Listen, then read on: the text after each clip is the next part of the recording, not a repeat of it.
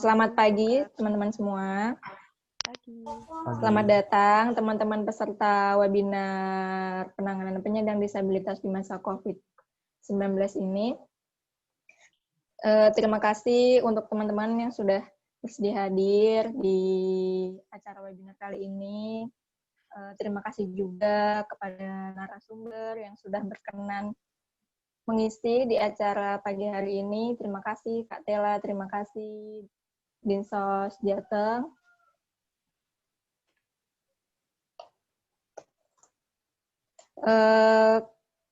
Sebelumnya perkenalan dulu ya, saya sendiri di sini. Perkenalkan, nama saya Siti Musyarofah, biasa dipanggil Iva. Saya anggota kelompok KKN 143 UIN Wali Songo Semarang, juga sekaligus sebagai Wakil Ketua 1 LKSBMH Jateng. Di sini saya di sini sebagai moderator yang akan memandu acara sampai akhir nanti, sampai selesai. Di sini, bentar. Di sini saya sebagai moderator jelaskan tentang tema kita hari ini dulu. Di sini tim KKN 143 berkolaborasi dengan LKSBMH mengadakan acara webinar ini, yaitu adalah untuk kelanjutan dari webinar sebelumnya bersama Pak Rizza selaku Ketua PPM dan Ketua Dinsos Jateng, Pak Harso kemarin, dan kita akan melanjutkan ini tentang penanganan penyandang disabilitas. Sebelum memulai acara webinar kali ini, saya akan membacakan peraturan-peraturannya. Yang pertama, untuk peserta maupun moderator sedang berbicara atau sedang mengisi. Yang kedua, tidak menge-share ataupun mencoret-coret nanti ya di Zoom. Kemudian nanti akan ada sesi pertanyaan setelah narasumber selesai menjelaskan materi webinar ini. Baik, akan lebih baik jika kita sebelum memulai acara ini kita berdoa menurut kepercayaan masing-masing. Berdoa dimulai.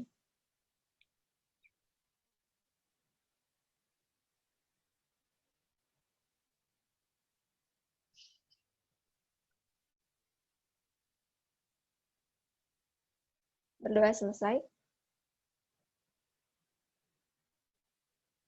Ya.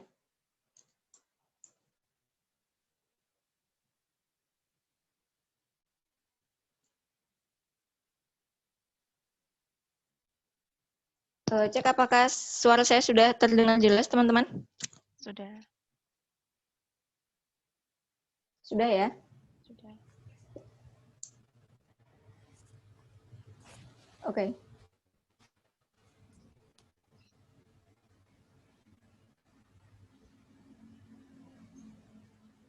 Nanti untuk Mbak Mako dan Mas Aming bisa masuk saat narasumber dan dialog interaktif ya.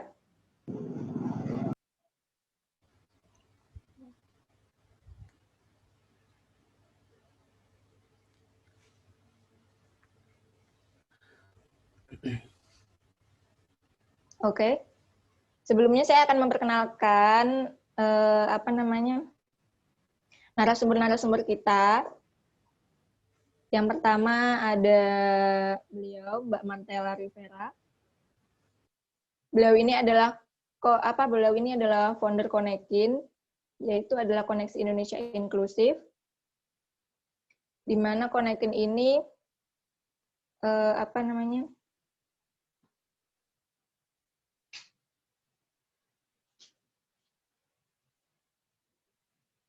sebentar. Maaf ya teman-teman.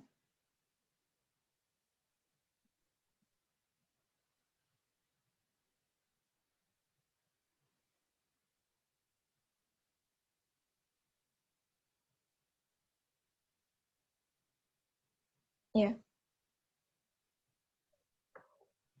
Ya, di mana Konekin ini memiliki tiga misi utama, yaitu menyebarkan informasi tentang ragam disabilitas, kemudian meningkatkan partisipasi penyandang disabilitas di ruang publik, dan menciptakan kolaborasi inklusi antara teman-teman disabilitas dan non-disabilitas. Kemudian, narasumber yang kedua ada Bu Nani. Beliau ini adalah perwakilan dari Dinas Sosial Jateng. Beliau concern di rehabilitas sosial. Langsung aja ya, tidak menunggu waktu yang lama. Langsung untuk narasumber yang pertama, untuk Mbak Martella, dipersilahkan.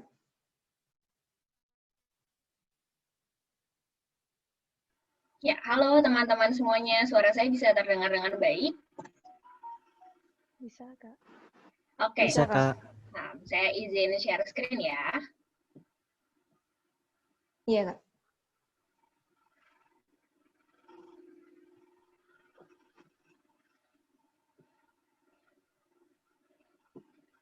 Oke, apakah sudah terlihat? Iya, Kak. Sudah, Kak. Sudah, Kak. Ya, perkenalkan, tadi mungkin moderatornya sudah memperkenalkan saya. Saya adalah Martella Rivera.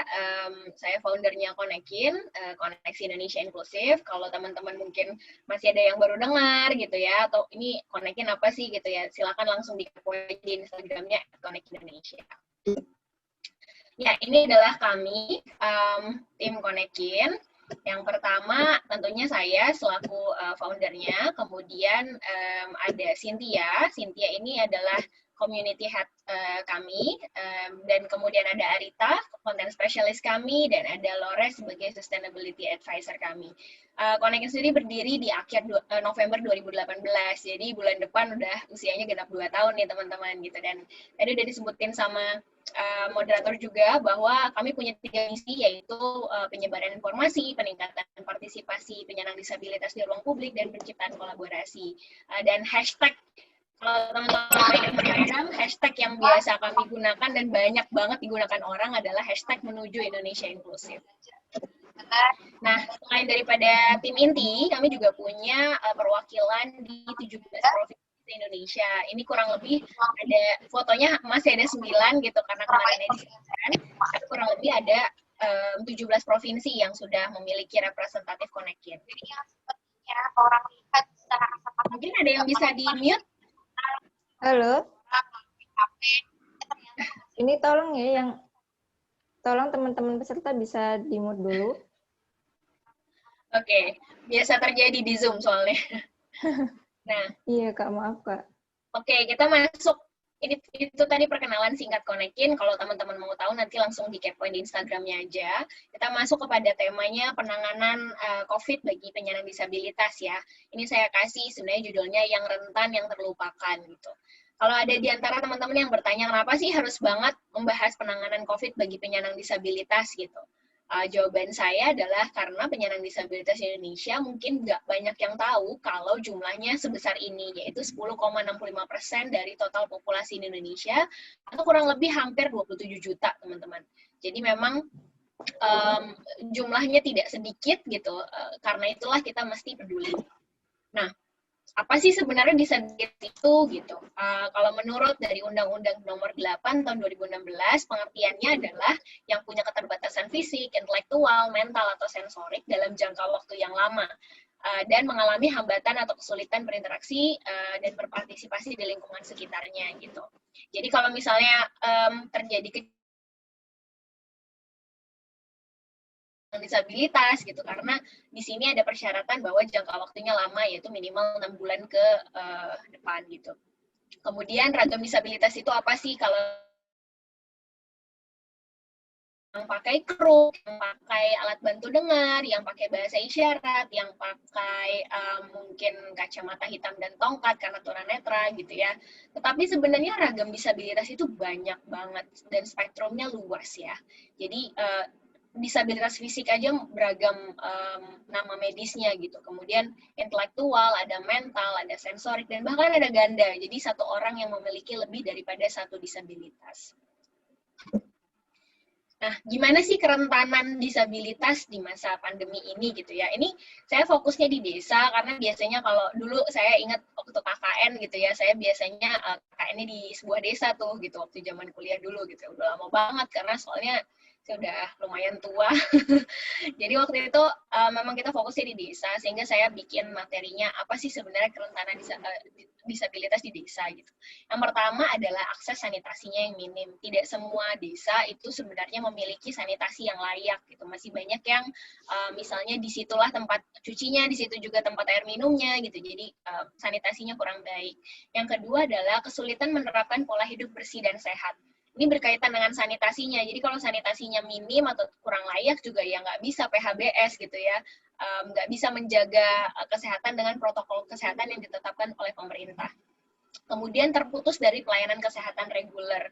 Dengan adanya PSBB saat ini gitu ya, atau misalnya memang pembatasan daripada rumah sakit untuk menerima pasien, itu biasanya teman-teman disabilitas yang tadinya adalah reguler untuk terapi ke rumah sakit, contohnya teman-teman Down syndrome gitu ya, yang mungkin 1 bulan sekali atau bahkan seminggu sekali itu harus ke rumah sakit untuk terapi, jadi bisa nih buat terapi gitu, karena yang pertama mungkin pembatasan dari rumah sakitnya sendiri, yang kedua adalah takut terpapar kalau dalam kerumunan daripada pasien gitu. Terus yang selanjutnya adalah kebutuhan pendamping bagi disabilitas berat dan intelektual. Nah, kita mungkin tahu bahwa social restriction atau pembatasan sosial itu melarang kita untuk bisa berinteraksi dengan orang lain gitu ya, secara langsung. Biasanya harus ada jaga jarak 1 meter, 1,5 meter gitu ya. Nah, ini sulit diterapkan teman-teman untuk teman-teman yang disabilitas Permisi, berat. mohon maaf, Kak. Mohon maaf, saya sedikit sebentar. Bisa minta tolong bicaranya agak ritmenya agak dipelankan sebentar, supaya JBI bisa menerjemahkan. Oh, oke. Ya, terima kasih, Kak. Ya, sama-sama. Silahkan dilanjutkan. Jadi kebutuhan pendamping ini sebenarnya sangat esensial buat teman-teman disabilitas berat dan intelektual. Setiap hari mereka itu perlu ada pendamping yang membantu mereka dalam keseharian. Nah, dengan adanya pembatasan sosial yang mengharuskan orang berjarak 1,5 meter gitu, ini jadi sulit untuk dilakukan karena biasanya apa-apa kan mereka juga membutuhkan si pendamping ini. Nah, sebenarnya masalah utama dan masalah fundamental juga yang dihadapi oleh desa itu adalah data, gitu ya.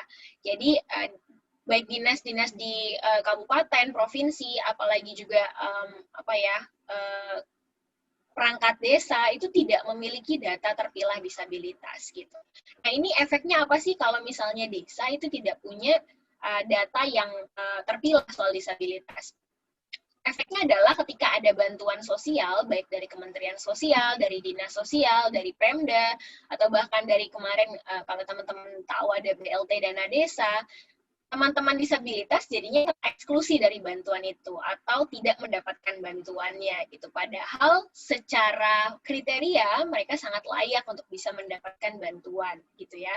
Nah, ini juga akar masalahnya adalah karena penyandang disabilitas ini itu banyak yang belum memiliki NIK atau KTP. Jadi kesulitan untuk membuat dokumen kependudukan. Padahal mau disabilitas ataupun non disabilitas itu sebenarnya semua kita pasti butuh yang namanya KTP. Ya kan, untuk keseharian, untuk dokumen kependudukan, untuk mengakses bantuan gitu. Nah, kalau tidak punya KTP atau tidak punya NIK, bayangin bagaimana sebenarnya jaminan sosial daripada negara untuk penyandang disabilitas gitu ya. Nah, beberapa kerentanan disabilitas ini juga disabilitas netra. Kalau teman-teman sering lihat kan teman-teman netra itu biasanya mengandalkan perabaan ya gitu. Jadi kalau misalnya mau jalan, arahin tongkatnya, ngelihat sebenarnya ini ada penghalang atau enggak di jalan gitu ya. Jadi meraba. Kemudian kalau mau mengambil sesuatu juga dengan meraba. Padahal sebenarnya kita disarankan untuk memperkecil kemungkinan bersentuhan gitu. Karena kan kita tidak tahu apa yang kita pegang, apakah sebelumnya dipegang oleh orang lain dan orang tersebut positif COVID atau tidak gitu ya. Nah, ini jadi menyulitkan teman-teman disabilitas netra. Kemudian yang kedua, alat bantu, kruk, dan kursi roda berpotensi menjadi media penularan virus gitu. Di awal-awal pandemi mungkin semua orang jadi pada punya itu ya, semprotan desinfektan gitu.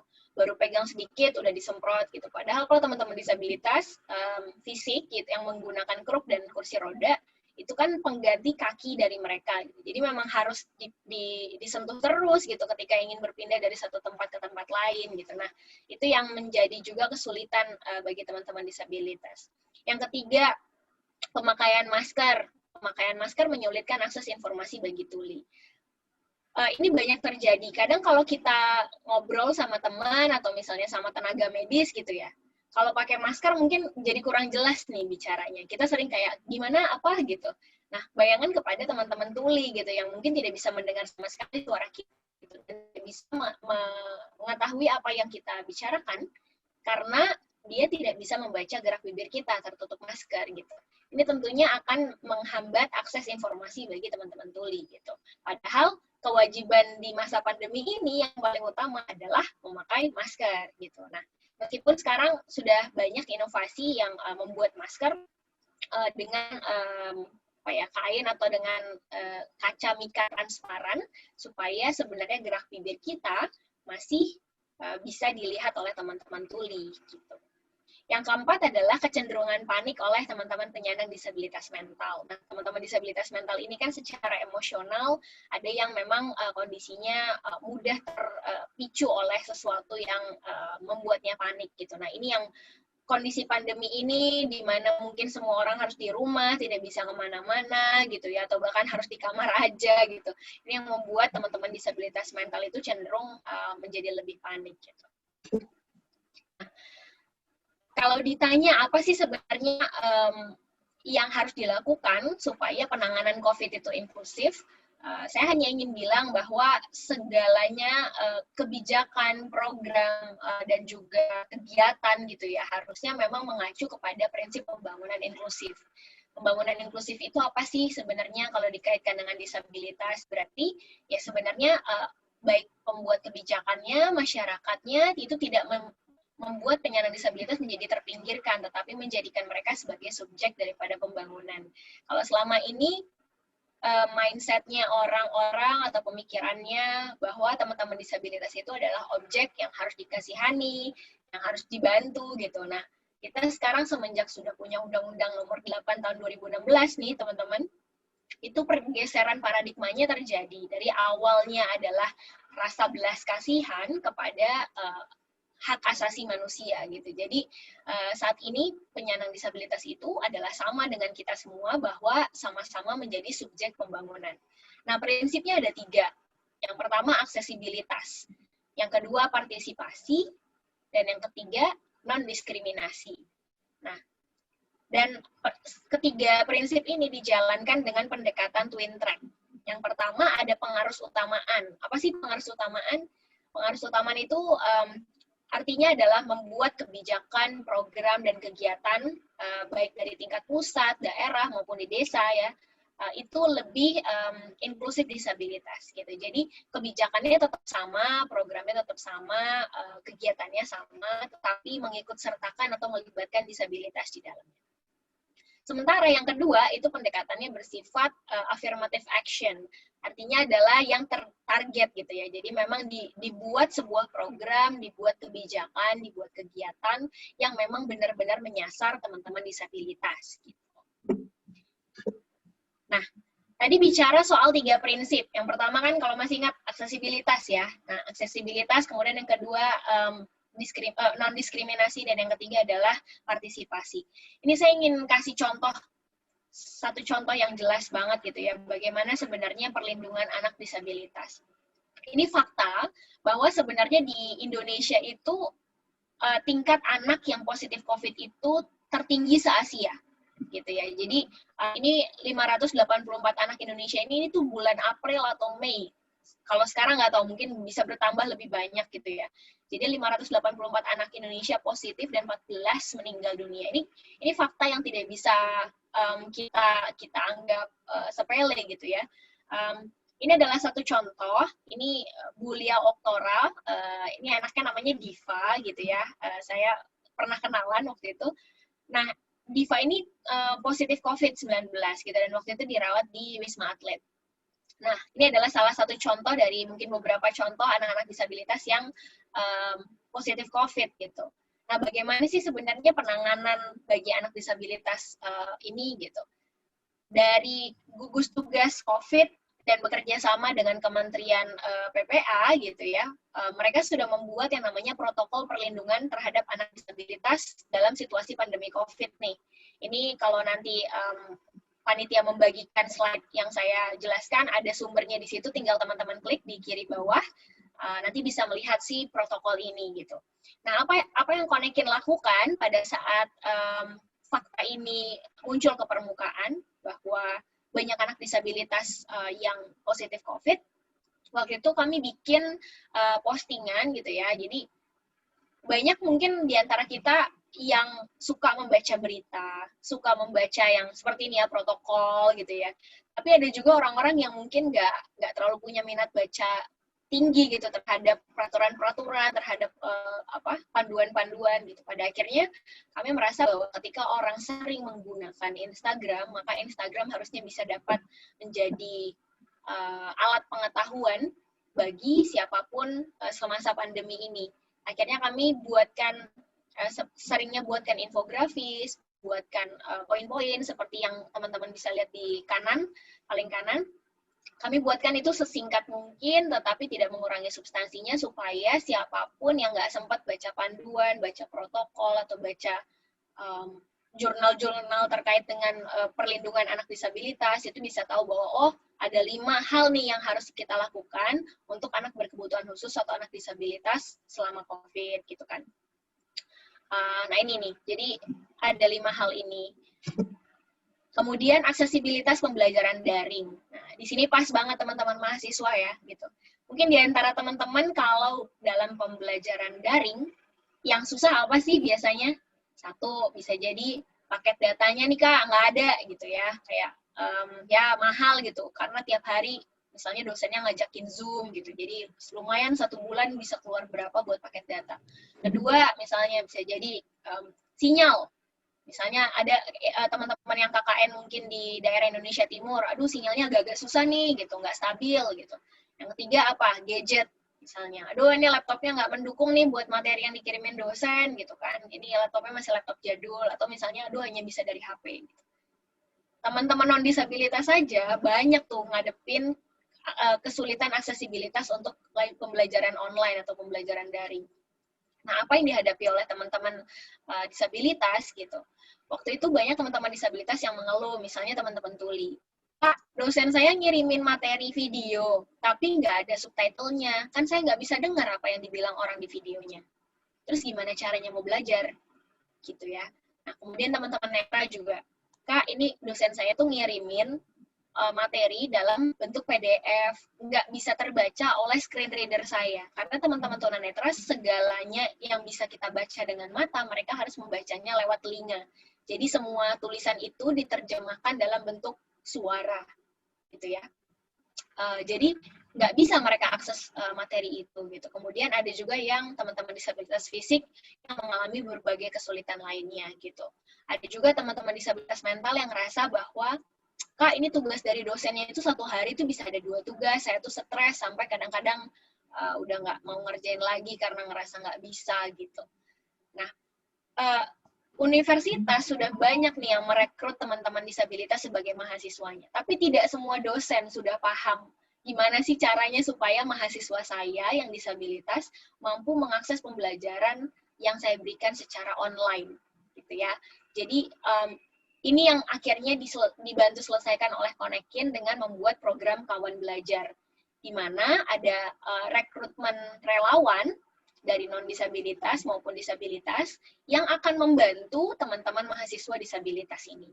Jadi 1 orang relawan untuk 1 orang mahasiswa disabilitas. Nah, ini berlangsung kurang lebih 1,5 bulan gitu ya.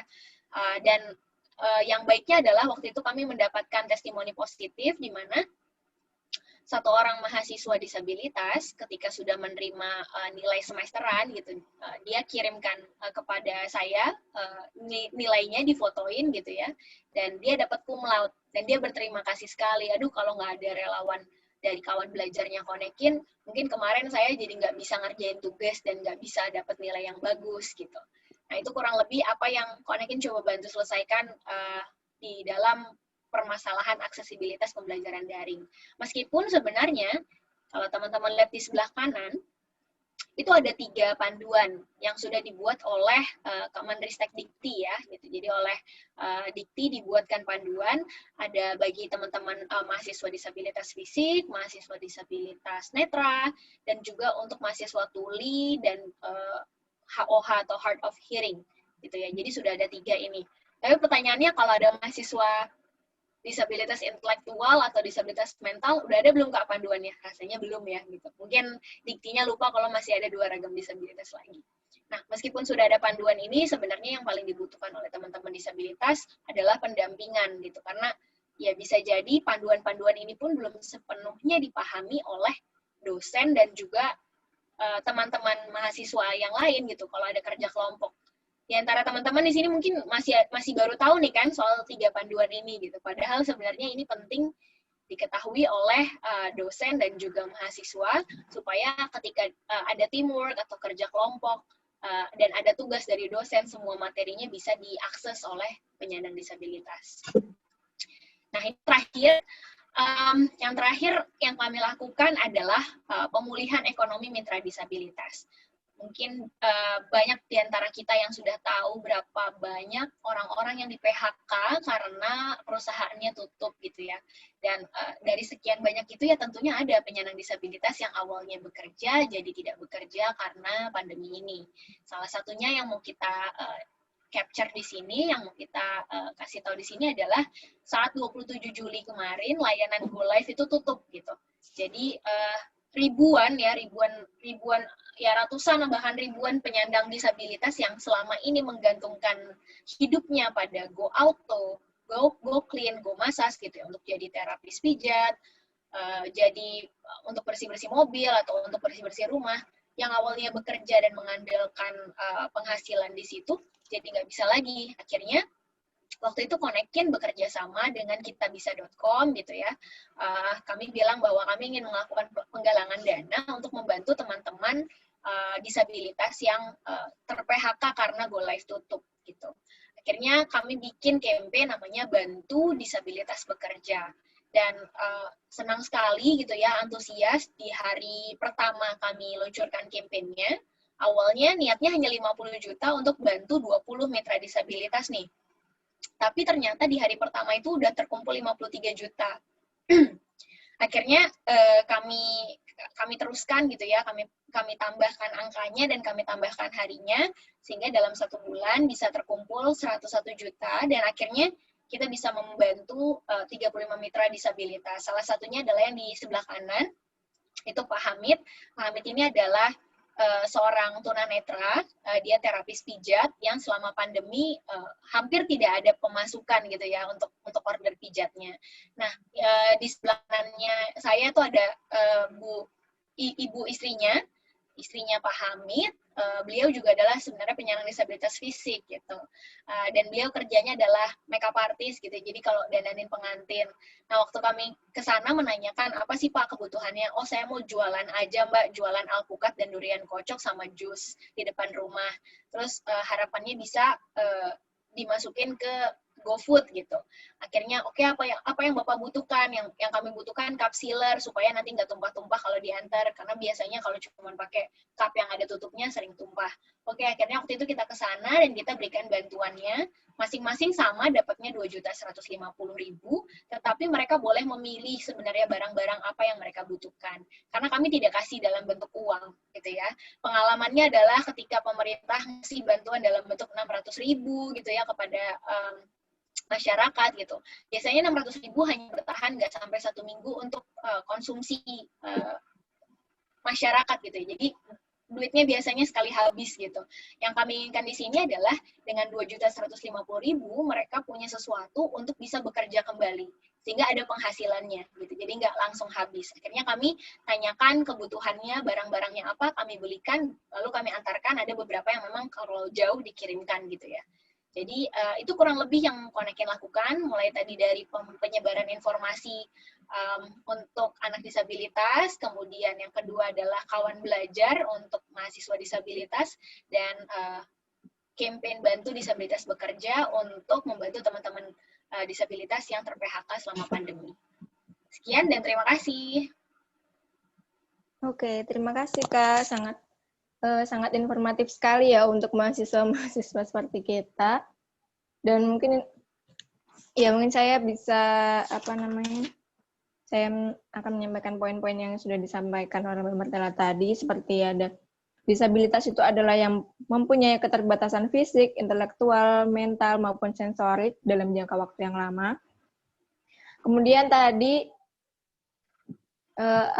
dari Konekin juga sudah mempunyai banyak program untuk teman-teman disabilitas di Indonesia, yaitu ada tadi sudah disampaikan ada 3 prinsip pembangunan inklusi, ada aksesibilitas, partisipasi, dan non-diskriminasi.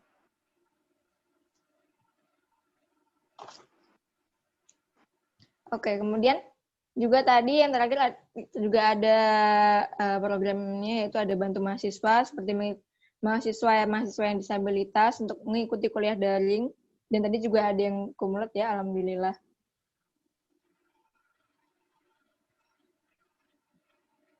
Kemudian untuk pertanyaannya nanti teman-teman yang bertanya setelah Pak Sugondo memaparkan materinya ya teman-teman. Ya, kita langsung saja ke pemateri yang kedua, yaitu adalah beliau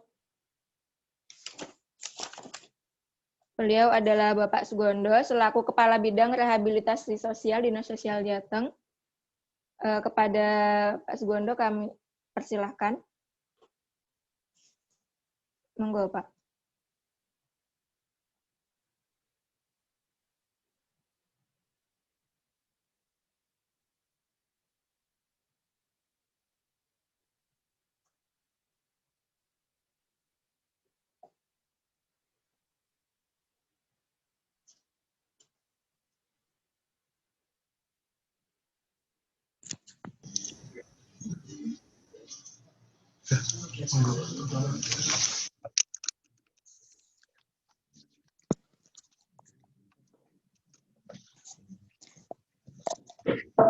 Terima kasih atas waktu yang diberikan kepada kami. Assalamualaikum warahmatullahi wabarakatuh.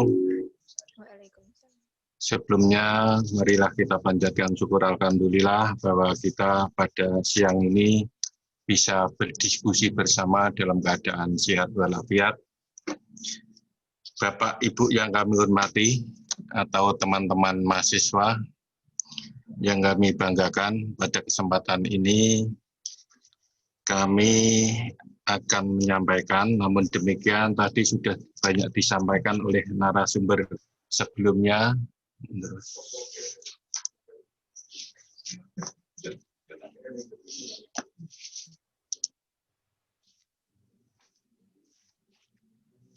Mohon maaf Bapak, mungkin layarnya ukurannya bisa dibesarkan sedikit.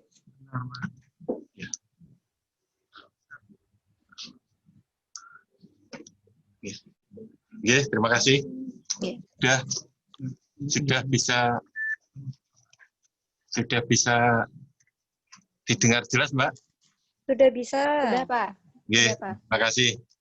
Kami ini di Dinas Sosial Provinsi Jawa Tengah terkait dengan penanganan permasalahan kesejahteraan sosial.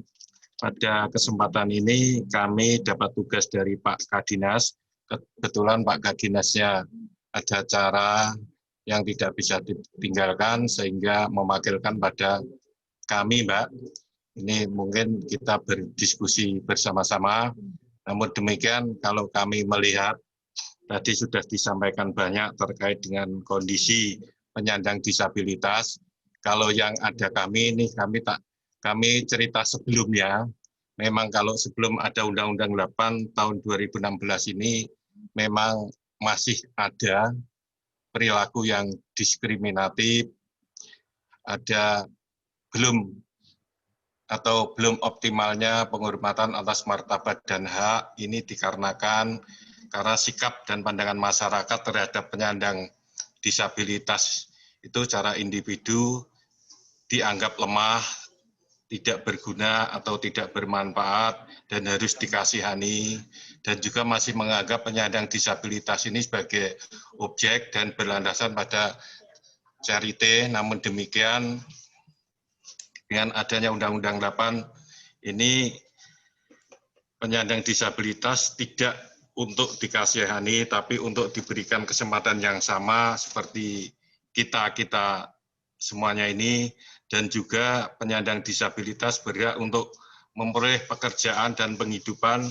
yang layak dan mendapatkan perlakuan yang sama dan tanpa diskriminasi, dan juga adanya kesempatan persamaan hak penyandang disabilitas tanpa ada stigma dan lain sebagainya. Dan tadi sudah dijelaskan oleh narasumber sebelumnya, ada aksesibilitasnya, ini terkait dengan transportasi, pariwisata, dan kesehatan, dan lain-lainnya. Memang ini kurang optimal. Dari Dinas Sosial Provinsi Jawa Tengah dan bekerja sama dengan lembaga maupun instansi terkait mencoba untuk, apalagi tahun 2020 ini ada PB terbaru terkait dengan hak-hak disabilitas, sehingga mudah-mudahan ke depannya ini bisa diwujudkan dengan baik, dengan optimal, dan juga bisa secepatnya direalisasikan.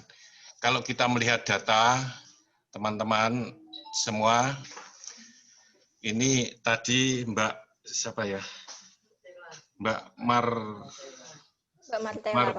Martela, kami bisa mensupport data terkait data yang ada di desa, kelurahan, kecamatan, kabupaten, kota, bahkan di provinsi. Kami punya data untuk itu. Namun demikian, namanya data ini kan selalu dinamis, selalu berkembang. Mungkin ada yang pindah, ada yang lain sebagainya. Dan data yang ada pada kami kelompokkan seperti ini: fisik, mental, dan ganda, anak dan dewasa. Sebenarnya kami di sini ada lengkap sekali. Kami kalau terkait dengan data untuk Provinsi Jawa Tengah, kami bisa mensupport mulai dari desa, kelurahan, sampai ke provinsi. Ini terkait data, sehingga perbedaannya memang disabilitas fisik, baik anak maupun dewasa, memang ini presentasinya memang tinggi sekali, dan perbandingan anak dengan dewasa memang hampir 90% ini dewasa, sehingga kami ini kalau melaksanakan kegiatan memang kita pilih anak, remaja, dan dewasa makaten terkait data.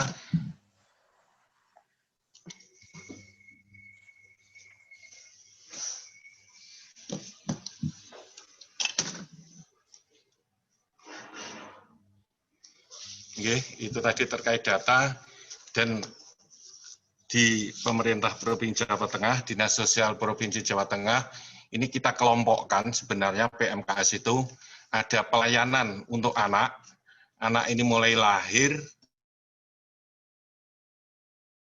ke anak remaja, anak balita, anak yang ditelantaran orang tua akhirnya diadopsi, dan anak produktif ini usia memasuki lapangan kerja. Setelah masuk ke lapangan kerja juga sampai ke lanjut usia. Dan untuk disabilitas memang ini kita kelompokkan tersendiri untuk penanganannya, baik melalui keluarga, komunitas, dan lembaga atau institusi, sehingga disabilitas ini penanganannya adalah penanganan khusus melalui pemerintah, baik kalau kami ini baik pemerintah pusat, provinsi maupun kabupaten, dengan pemenuhan pelayanan sosial dasarnya. Di sini ada kebutuhan dasar dan aksesibilitas dasar. Ini mulai dari identitas, mulai pemenuhan permakanan, rumah, jaminan kesehatan, pendidikan, dan pelayanan publik, bahkan ketenaga kerjaan pun sudah diatur dalam undang-undang itu dengan kuota 1% dari kuota atau 100 orang satu penyandang disabilitas, dan untuk aksesibilitasnya mulai hak dasar, kebutuhan makan, pangan, rumah, kesehatan, pendidikan, penghidupan, aksesibilitasnya tadi sudah banyak disinggung, karena ini semua yang memberikan pelayanan kepada masyarakat harus diberikan aksesibilitas untuk penyandang disabilitas, sehingga bisa memanfaatkan pelayanan seperti kita semua. Teman-teman atau Bapak Ibu semuanya, ini strategi yang ada di dinas kami. Ini memakai sistem panti dan luar panti. Ini bentuknya dalam rehabilitasi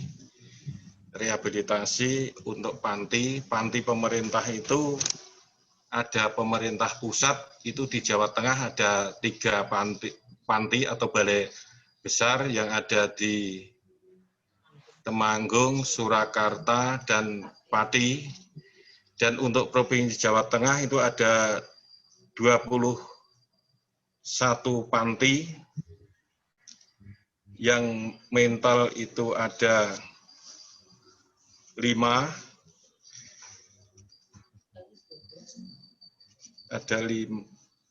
mentalnya ada 13, netranya ada 4, intelektualnya ada 2, cacat fisiknya ada 1, dan rungu wicaranya ada 1. Dan juga untuk di swasta, ini sudah lumayan banyak untuk di Jawa Tengah ini, ada 127 panti, ini milik masyarakat. Dan untuk penanganan luar panti, Bapak Ibu, ini sesuai dengan Undang-Undang 23, ini menjadi kewenangan kabupaten kota, namun demikian kami tetap bersama-sama, mulai dari kementerian, provinsi, dan kabupaten, tetap melakukan sesuai dengan tugas dan fungsi kewenangan masing-masing. Nah, ini program kami, Bapak Ibu.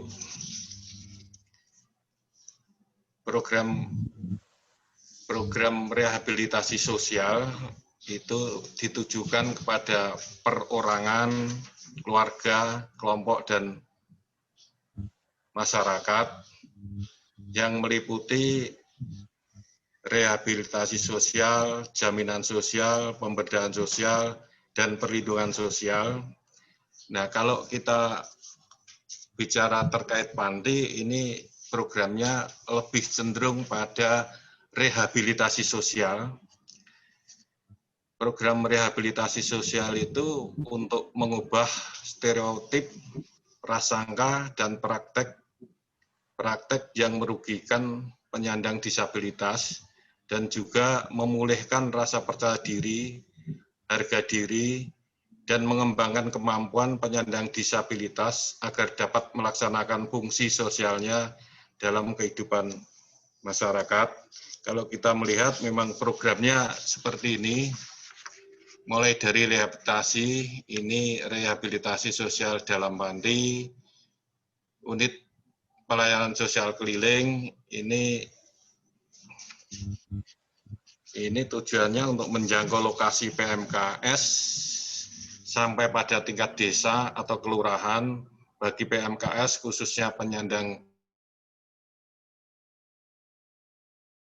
serta pemeriksaan kesehatan dan deteksi dini terkait dengan disabilitasnya, terkait dengan kecacatannya, dan juga mendorong dan meningkatkan kepedulian semua unsur, baik masyarakat, dunia usaha, untuk berperan aktif dan terlibat dalam penanganan permasalahan penyandang disabilitas. Yang ketiga, Bapak Ibu, ini subsidi makan ini sifatnya subsidi kepada panti swasta yang ada di Jawa Tengah sebanyak 44 LKS Lembaga Kesejahteraan Sosial Swasta sebanyak 2.100 orang. Ini tersebar di semua kabupaten kota di Jawa Tengah. Dan juga untuk pemberdayaan sosial, ini kelompok usaha bersama terkait dengan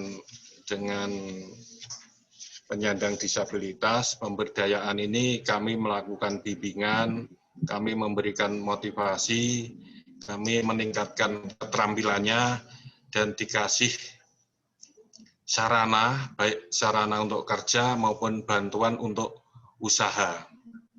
Yang dua, UMKM, ini memang ini lintas instansi, ini dilaksanakan oleh UPD Dinas Koperasi dan UMKM.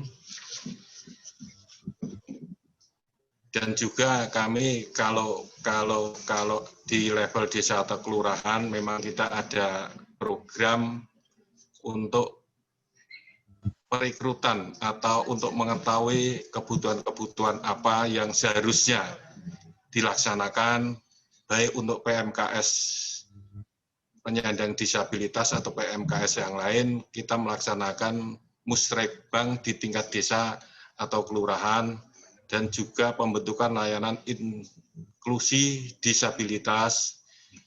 Selain rehabilitasi sosial, Dinas Sosial juga melaksanakan program perlindungan sosial dan jaminan sosial. Ini di dalamnya adalah program Keluarga Harapan. Keluarga Harapan ini anggota keluarganya ada yang penyandang disabilitas.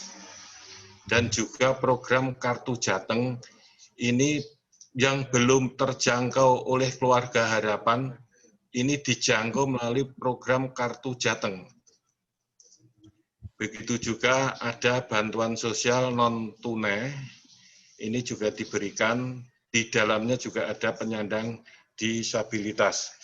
Untuk penanganan COVID, Bapak Ibu yang kami hormati, karena di Dinas Sosial ini ada pelayanan sistem panti, dan pantinya ada panti oleh pemerintah dan panti swasta.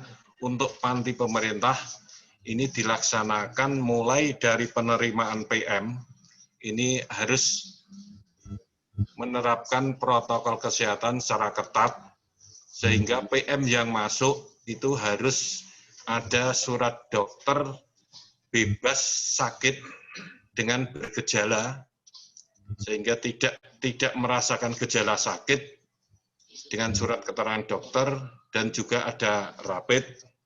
Dan juga untuk kegiatan-kegiatan selama di dalam panti, ini semua harus memperhatikan protokol kesehatan, menggunakan masker, cuci tangan, dan setiap mau dilaksanakan kegiatan harus diukur suhu badannya untuk memutus rantai COVID-19. Begitu juga untuk penerimaan tamu, ini tamu tidak boleh langsung ketemu pegawai maupun ketemu dengan istilah yang ada di Dinas Sosial itu adalah penerima manfaat. Tidak boleh tamu ada ditempatkan khusus dan dibikin jarak dan ada sekat, dan tamu diizinkan dengan kepentingan yang sangat urgent. Itu terkait dengan panti pemerintah. Kalau panti swasta dari Dinas Sosial telah memberikan, ini bukan panti swasta saja. dari Dinas Sosial untuk memberikan fasilitas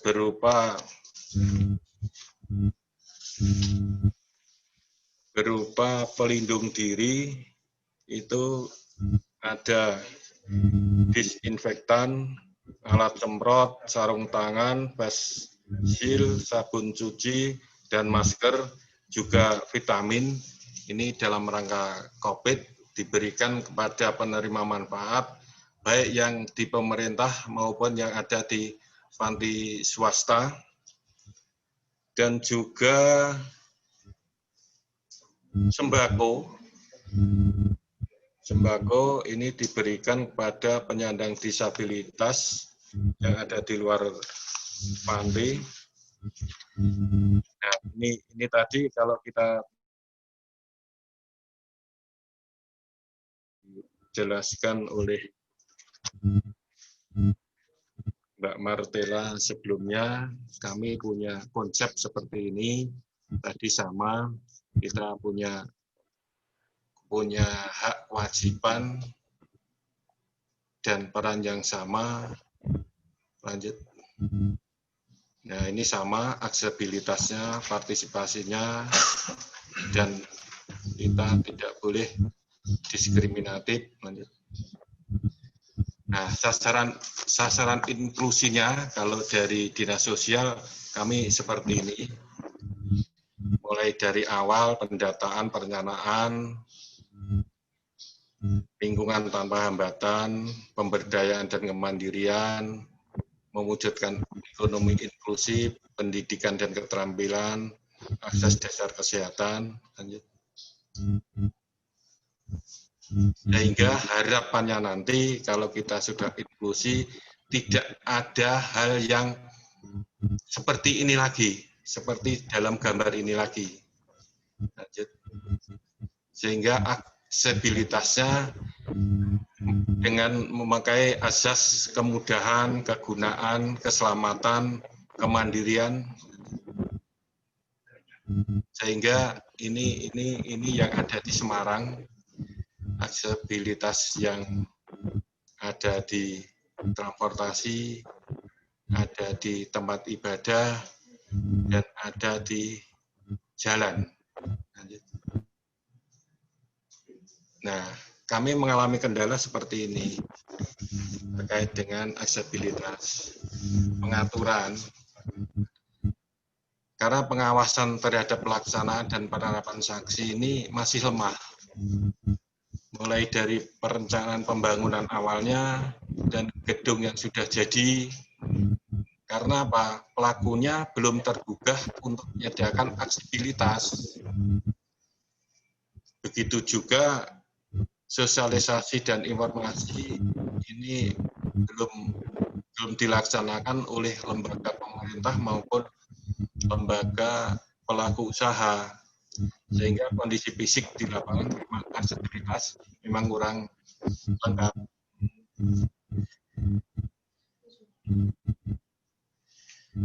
Demikian Bapak Ibu dan teman-teman mahasiswa, secara singkat apa yang telah dilakukan oleh Dinas Provinsi Jawa Tengah mungkin bisa berkembang dalam diskusi selanjutnya. Terima kasih. Assalamualaikum warahmatullahi wabarakatuh. Waktu kami kembalikan kepada moderator. Terima kasih Bapak. Materinya sangat bermanfaat sekali untuk kami.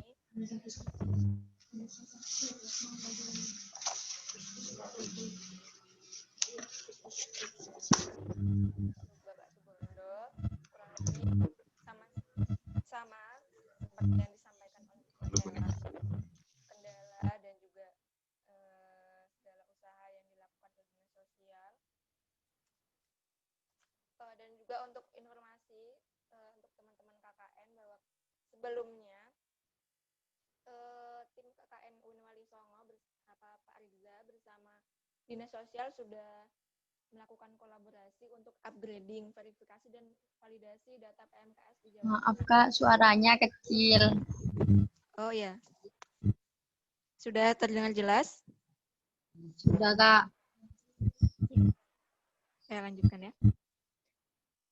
Iya, sebelumnya dari tim KKN UIN Wali Songo, KKN dari rumah, reguler dari Wali Songo sudah melakukan webinar mengenai PMKS bersama Dinas Sosial, kemudian berkolaborasi bersama LKS BMH Jateng.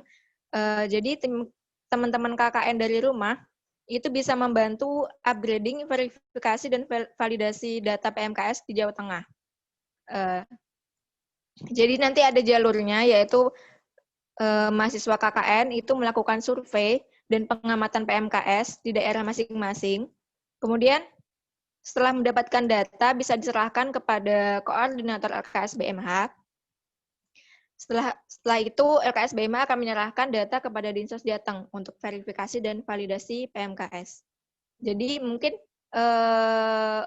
pendataan PMKS ini bisa kita jadikan sebagai program kerja kita, dan mungkin bisa kita bisa membantu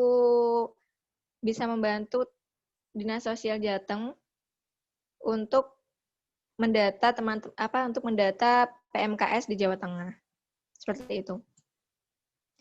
Ya, lanjut mungkin kita bisa langsung masuk ke sesi pertanyaan ya.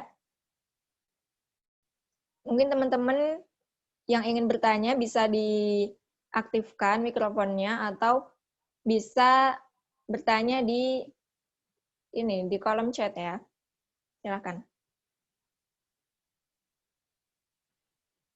Untuk sesi tanya jawab yang pertama, kami akan memberi waktu 5 penanya ya. Silahkan teman-teman yang ingin bertanya.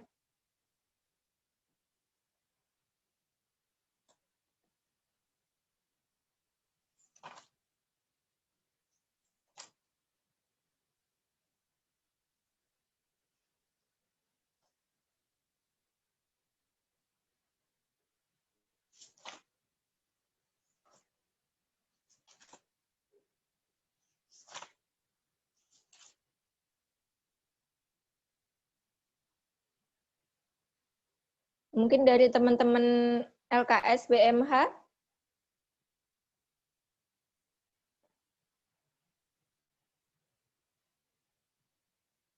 Atau dari teman-teman KKN?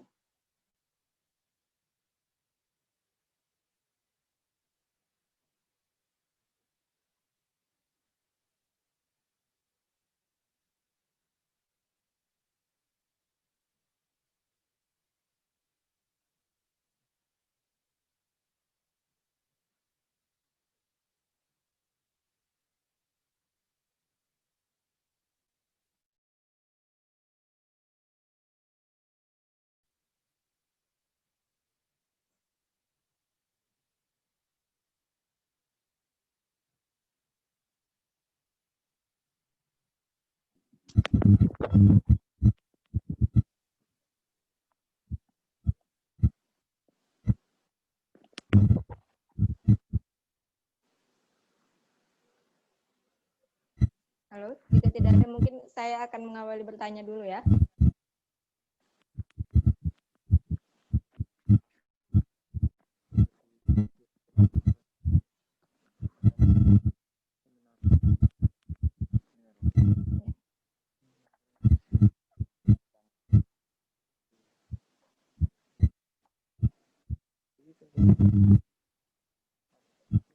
Ya.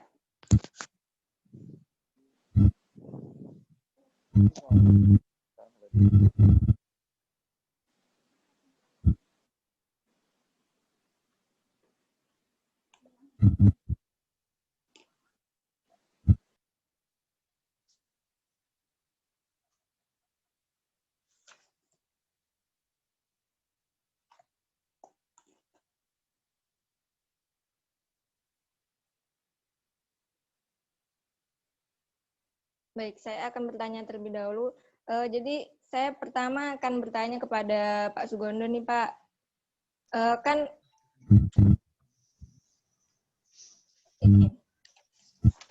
tadi kan sudah dijelaskan mengenai kendala-kendala dan hambatan dalam mengakses mengakses PMKS ya Pak. mungkin pendataan ini kan berhadapan dengan sifat dan sikap manusia. Biasanya mungkin apalagi yang di daerah-daerah terpencil itu kebanyakan masih banyak teman-teman atau keluarga yang mempunyai keluarga ataupun kerabat yang disabilitas itu kurang terbuka, Pak. Nah, itu bagaimana dari Dinsos sendiri menangani hal tersebut? Terima kasih. Oke, Pak Nuwun, Mbak. Terkait dengan keluarga, memang kita itu kalau melihat penyandang disabilitas ini yang ditangani oleh dinas sosial ini kan ada tambahannya. Tambahannya adalah penyandang disabilitas dari keluarga tidak mampu. Sehingga kalau tidak mampu, ini dari dinas sosial, ini kami ada petugas data di kelurahan, di desa se-Jawa Tengah, Mbak. Dan juga ada pekerja sosial masyarakat, dan juga di kecamatan juga ada TKSK, dan dari penyandang disabilitas sendiri, kami ini ada pendampingnya, Mbak. Ada pendampingnya. Sehingga mungkin kalau belum diketahui atau belum ada laporan karena apa, mungkin karena ada yang kurang terbuka atau karena ada faktor karena malu atau sudah pasrah dan lain-lain, mungkin kita ini juga bisa menjangkau dengan catatan kalaupun keluarga nanti keberatan, kami pasti untuk mencoba dan terus mencoba untuk melakukan pendampingan, untuk melakukan pendataan dan seterusnya, sehingga kita data ini terutama kita bisa lebih valid lagi. Dan kami ucapkan terima kasih, Mbak. Nanti kalau dari pihak teman-teman mahasiswa juga mau melakukan survei atau validasi atau verifikasi terkait dengan data, sebelumnya kami ucapkan terima kasih, dan mudah-mudahan kita saling data yang ada ini bisa lebih akurat lagi. Untuk yang itu tadi kami tetap Mbak, melakukan upaya-upaya baik melalui petugas yang ada di kelurahan, kecamatan, dan pendamping disabilitas ini sudah ada, Mbak, dari kami. Ini ada khusus pendamping penyandang disabilitas. Mudah-mudahan tidak ada terlewatkan. Kalaupun itu terlewatkan, mungkin karena keterbatasan kami, Mbak. Nggih, terima kasih, Mbak.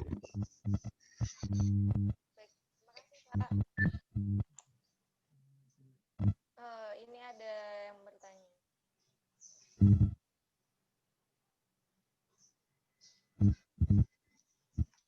Oke, ada dari Nurul Dwi Astuti.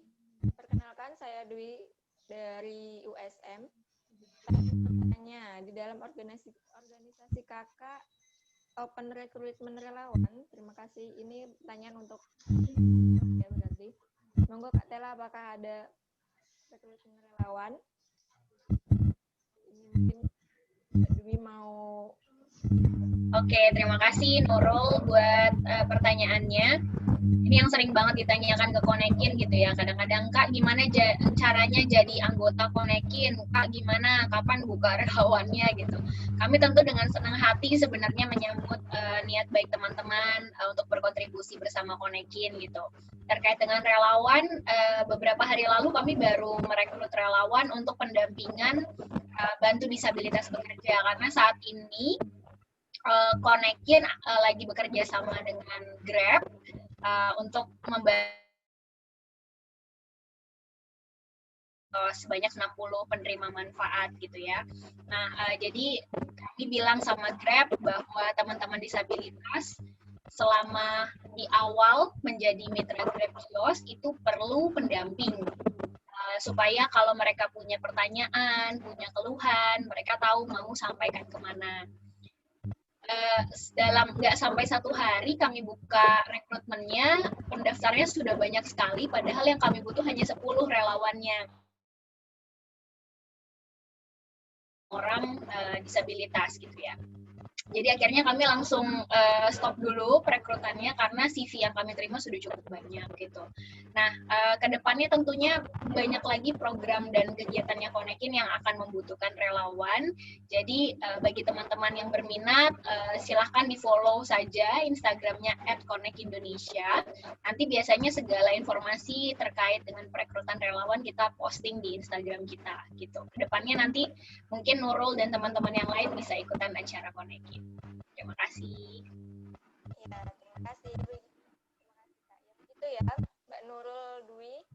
Kalau mungkin kalau untuk informasi, berarti sudah ketinggalan informasi tentang rekrutmen yang kemarin ya. Moderator suaranya kecil sekali. Ya. Sudah jelas? Ya, Teman-teman? sudah. Ya. Ya, untuk teman-teman yang ingin lebih tahu tentang Konekin bisa follow Instagram Konekin ya. Nanti akan kita share. Oh, sudah di-share sama Mbak Indah. @konekinindonesia. Sorry, salah. Ininya 1 kali, di Connect Indonesia. Indonesia. Ya, sudah di-follow ya teman-teman. Mungkin ada pertanyaan lain?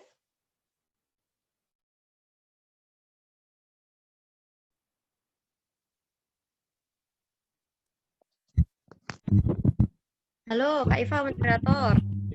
Ini mungkin Ya. pada malu ya. Bisa aku awalin, boleh? Yes, ya monggo Mbak Zainab. Ini Mbak Zainab. LKSBMH Jateng, monggo Mbak. Ya, terima kasih Kak Iva, moderator. Sebelumnya saya mau nyapa dulu dari Kepala Dinsos Jawa Tengah. Tadi mohon izin, webinarnya berbarengan ini Mbak Tela. Jadi mohon maaf belum bisa ngontai atau ngobrol santai bareng Mbak Martela dan juga teman-teman sekalian. Terima kasih Bapak Sugondo, Kabid Rehabilitasi Sosial, maupun kebijakan yang akan dijalankan oleh Dinkes Jateng. Tentu juga senang banget nih akhirnya udah lama kenal sama Mbak Tela, tapi akhirnya bisa dapat waktu momen bareng dengan Mbak Martela, sehingga kita bisa saling sharing. Nah, ini saya mau nanya dulu nih sama Kak Sugondo. Terkait kebijakan-kebijakannya ya Pak. Sebenarnya sudah banyak sekali kebijakan yang telah dicanangkan oleh Pak Kadis maupun Pak Gubernur langsung seperti itu. Tetapi kenapa sampai saat ini segala akses itu masih belum masih belum terakomodir gitu loh. Apakah terkait penganggarannya? Sedangkan kalau menyoal penganggaran, bukankah sudah dicanangkan sejak 2016 gitu. Tapi bagaimana dengan mungkin tentang rencana-rencana yang memang digerakkan. Nah, terus kemudian bagaimana upaya dari Dinsos Jateng itu mensosialisasikan nih kepada teman-teman yang di Karang Taruna ataupun kepada pihak desa seperti pemuda desa, pemerintah desa itu juga. Nah, karena kami melihat belum ada regenerasi ataupun sosialisasi tersebut gitu, sehingga LKSBMA sendiri juga dulunya berdiri karena melihat belum ada kesadaran dari teman-teman sekalian yang ikut mempelopori. Nah, alangkah baiknya bagaimana nih upaya dari Dinsos, upaya dari LKSBMH maupun teman-teman KKN, mumpung lagi KKN nih Pak, bagaimana ya bisa menjelaskan terkait isu disabilitas ini sangat penting, pun juga tentang PPKS tersebut bisa tersampaikan kepada teman-teman dari mulai yang paling muda ataupun yang udah sepuh-sepuh seperti itu Pak. Lalu pertanyaan saya untuk Mbak Martela, Nah, oke, relawannya mungkin ini akan dibatasi ya, Mbak. Tetapi apakah pembatasan relawan tersebut mengurangi atau mematahkan semangat dari kami selaku teman-teman mahasiswa yang sangat bersemangat untuk menjelaskan isu disabilitas tersebut. Nah, kalau memang itu tidak mematahkan semangat kami, bagaimana cara yang bisa kami lakukan untuk sambil nunggu oprek tersebut, kita juga bisa tetap bergerak menjelaskan isu disabilitas. Apakah dikonekin ada suatu platform yang memang khusus untuk teman-teman yang kayak nunggu gitu buat jadi relawan, atau mungkin ada pembahasan khusus atau forum yang memang itu untuk menggerakkan para relawan agar secara sukarela kita juga bisa terjun ke masyarakat dan lingkungan desa kita masing-masing. Terima kasih para narasumber.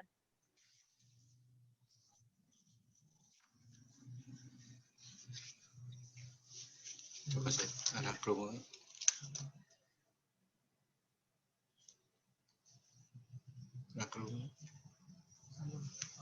Saya.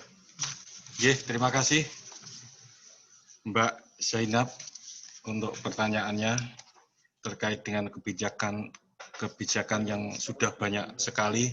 Namun demikian kebijakan pemerintah itu kan juga sesuai dengan sektornya, sesuai dengan bidangnya.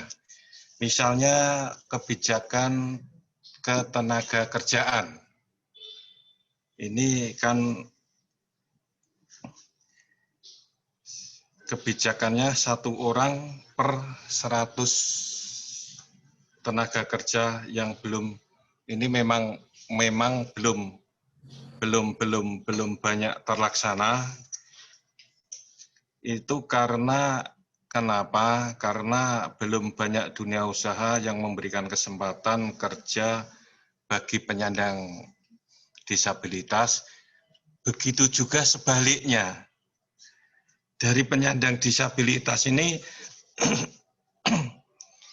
juga harus mempersiapkan diri dengan kapasitas dirinya. Sehingga kita terkait dengan ketenaga kerjaan ini ada di Dinas Tenaga Kerja, tapi kalau kami melihat gambarannya seperti itu, dan juga ada kalau kami ini ada kebijakan di rehabilitasi sosialnya, ada di jaminan sosialnya, ada di perlindungan sosialnya, dan ada di pemberdayaan sosial. Kalau kita belum optimal, belum bisa menjangkau keseluruhan, memang iya. Tapi pemerintah Provinsi Jawa Tengah sudah mencoba untuk melaksanakan dengan kekuatan sesuai dengan kemampuan keuangan yang ada.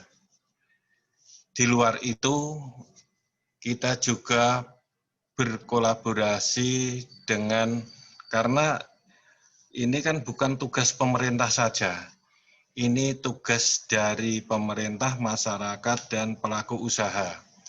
Kita juga bekerja sama dengan pelaku usaha untuk menyalurkan CSR-nya ke PMKS pada umumnya, dan di dalam PMKS itu juga ada penyandang disabilitasnya. Begitu juga untuk yang ada di kami itu ada penyiapan alat bantu.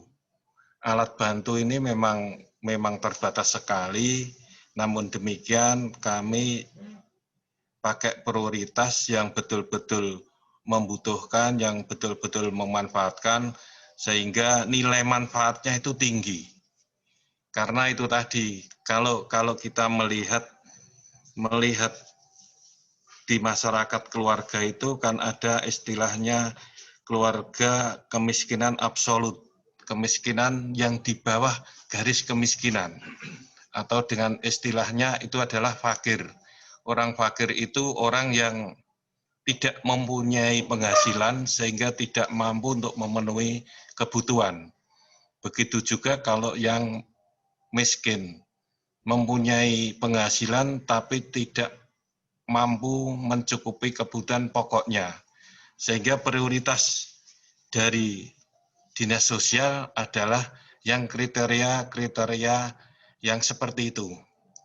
Sehingga kalau untuk menjangkau secara keseluruhan memang belum bisa, tapi prioritas yang betul-betul untuk membutuhkan. Itu Mbak yang tadi apalagi ya? Yang di desa.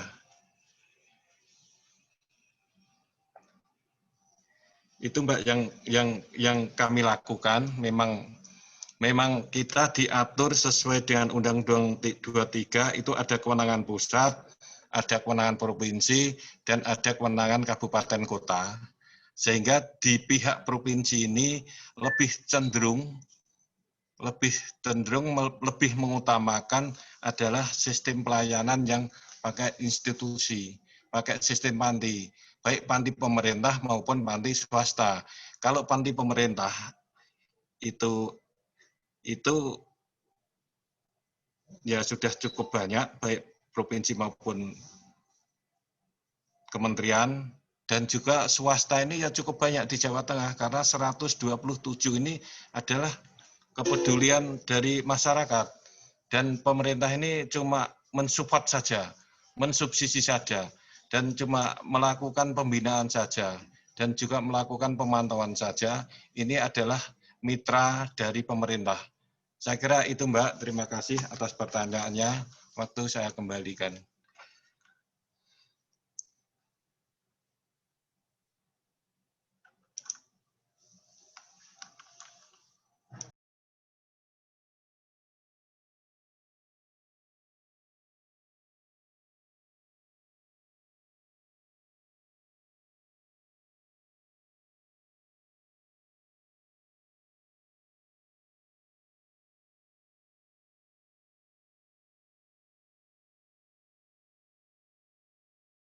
Mbak, dari Mbak Ajeng, ini ada pertanyaan. Untuk dinas sosial kan ada pendampingnya sendiri untuk penyandang disabilitas. Untuk pendamping tersebut apakah ada pemisah khusus, misalnya untuk disabilitas tunarungu sendiri, tunanetra sendiri, dan lain-lainnya. Nggih, Bapak Ibu, teman-teman mahasiswa, untuk pendamping disabilitas itu kalau di kita itu ada pendamping disabilitas, ada pendamping untuk anak, ada pendamping untuk LU. Sehingga kalau anak ini juga anak balita, anak terlantar, anak jalanan yang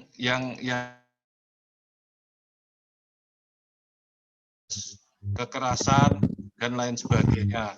Yang LU juga LU ini secara keseluruhan lanjut usia, ini kriterianya adalah usia dan juga dari faktor ekonomi.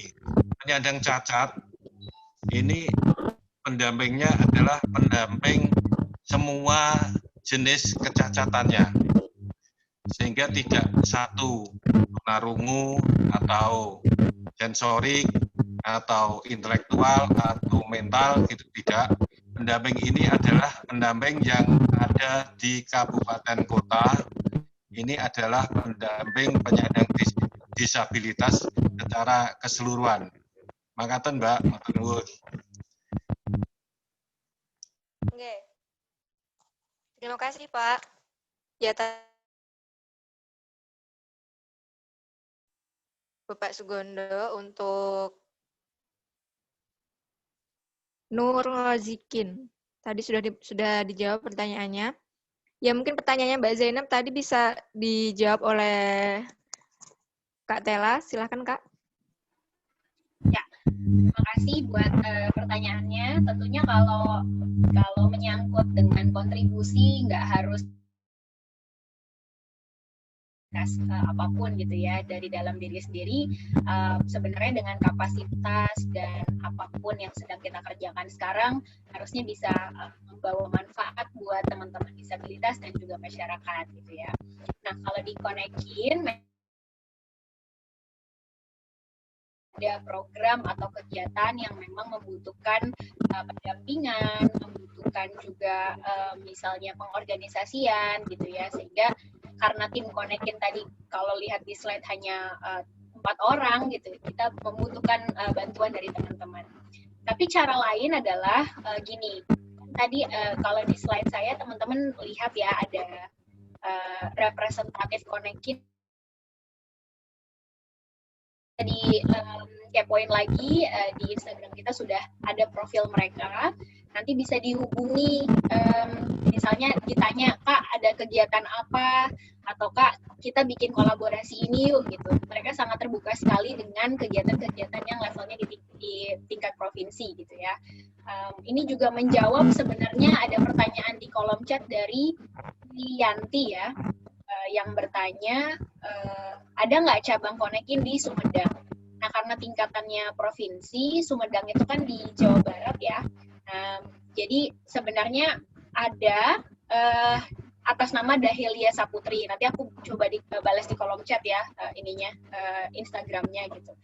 Teman-teman bisa hubungi konektor di tiap-tiap provinsi tersebut. Misalnya ada yang lagi di Sulawesi gitu ya, lagi KKN atau lagi memang mudik ke Sulawesi, pengen nih bikin kegiatan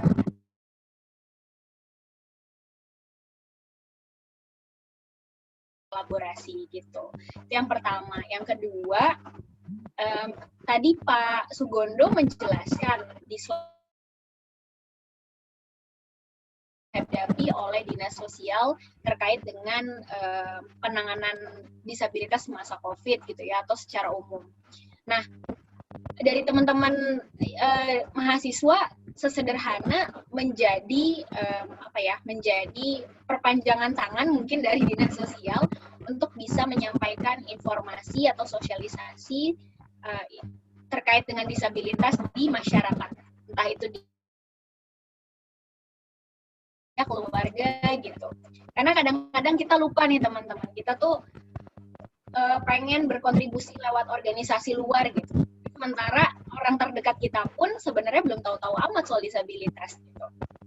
Ini yang banyak terjadi gitu. Jadi sering ikut jadi volunteer di banyak organisasi, tetapi lingkungan terdekatnya, keluarganya, atau mungkin sahabat-sahabatnya, teman-teman kampusnya, bahkan belum terinformasi soal disabilitas gitu. Jadi coba dari lingkungan yang paling dekat dulu. Gitu. Itu cara yang pertama. Cara yang kedua adalah sebenarnya di dalam semua kegiatan Konekin itu sifatnya terbuka ya. Jadi tadi ada yang tanya dari Nurul ya kalau nggak salah tadi di kolom chat nanya, ada nggak pelatihan-pelatihan buat relawannya Konekin? Kalau pelatihan secara khusus itu nggak ada, kecuali kalau misalnya kita memang seperti tahun lalu ya, sebelum pandemi, kami bikin acara besar dan itu di sebuah venue gitu. Teman disabilitas selama acara, tentunya kami memberikan pelatihan bagaimana cara berinteraksi dengan teman-teman disabilitas gitu. Nah, itu kan acaranya langsung, tapi di tengah pandemi seperti ini kan segala sesuatunya daring atau online gitu ya. Jadi biasanya pelatihan-pelatihan yang diberikan itu lebih kepada pelatihan peningkatan substansi gitu. Jadi dengan ikut-ikut webinarnya Konekin, nanti jam 1 siang tuh ada webinar, ada Yura Yunita yang hadir gitu. Terus ada juga Stefani Handoyo, atlet Down Syndrome, sama satu lagi Fahmi Hussein. Dia adalah pemenang mahasiswa inspiratif ya, pemuda inspiratif dari Kemenpora gitu. Nah, 3 orang tersebut nanti akan berbagi cerita sebenarnya bagaimana sih menjadi seorang pemuda yang Nah, itu filosofis banget memang temanya. Nah, dengan ikut-ikut acara Konekin seperti itu, teman-teman bisa kenal dulu nih sebenarnya, oh Konekin itu bentuk kegiatannya seperti ini, kemudian bisa menghadirkan berbagai pembicara gitu ya. Nah, dengan ikut-ikut seperti itu sebenarnya secara substansi teman-teman sudah kaya dulu nih, sudah memperkaya diri dengan substansi yang terkait dengan disabilitas, baru nanti lebih enak untuk bisa menjadi relawan baik di Konekin maupun di organisasi lain. Jadi intinya adalah yang pertama tadi mulai dari lingkungan terdekat dulu, keluarga gitu. Jangan-jangan mungkin ayah, ibu, kakak, adiknya masih kayak disabilitas, itu apa sih gitu, cacat ya gitu. Itu aja kadang-kadang masih sebuah polemik gitu ya. Setelah dimulai dari lingkungan terdekat dulu, ya kemudian ikut-ikut acaranya aja dulu sampai nanti mungkin ada open recruitment gitu. Dan sambil menunggu open recruitment itu tentunya bisa berbuat banyak ya gitu. Tadi kalau disampaikan oleh Pak Sugondo banyak kendala, terutama dari sosialisasi dan informasi, bisa nih gitu. Oh ya, dan satu lagi, untuk, saya nggak tahu nih, untuk webinar-webinar dari KKN-KKN yang lain, pesan saya sih sebenarnya, isu disabilitas itu bukan isunya dinas sosial aja ya teman-teman. Jadi tadi Pak Sugondo bilang banyak sebenarnya stakeholder atau pemangku kepentingan terkait gitu. Nggak semua masalah disabilitas tuh bisa diselesaikan oleh dinas sosial. Jadi ada dinas tenaga kerja, dinas pemberdayaan masyarakat desa gitu ya, dinas cipta karya mungkin untuk aksesibilitas dan jalan yang ramah disabilitas gitu ya. Jadi kalau bisa bagi teman-teman KKN yang pengen bikin webinar, coba undang lebih banyak lagi stakeholdernya, mulai dari yang di dinas-dinas maupun juga mengikut sertakan orang-orang di desa gitu, perangkat-perangkat desanya. Jadi apapun yang kita bicarakan nih misalnya seperti saat ini, itu juga menjadi sumber pengetahuan bagi perangkat desanya gitu. Karena dari pengalaman saya jalan ke berbagai desa gitu ya, masih banyak sebenarnya perangkat desa yang belum paham soal disabilitas. Kalau tadi ngomong pendamping ya, dari dinas sosial ada Peksos namanya, pendamping sosial, kemudian ada pendamping PKH, keluarga harapan, ada juga pendamping desa, jadi desa tuh punya banyak sekali pendamping. Tapi memang level sensitivitas terhadap disabilitasnya tuh beda-beda. Di Jawa Tengah mungkin sudah baik gitu, tapi di tempat lain tuh masih sangat-sangat mungkin awam, baru tahu istilahnya disabilitas gitu, baru tahu bukan hanya yang pakai kursi roda aja yang disabilitas gitu. Jadi coba dilibatkan pihak-pihak yang sebenarnya masih minim informasi soal disabilitas, diajakin buat ikut gabung-gabung ke webinar seperti ini. Terima kasih.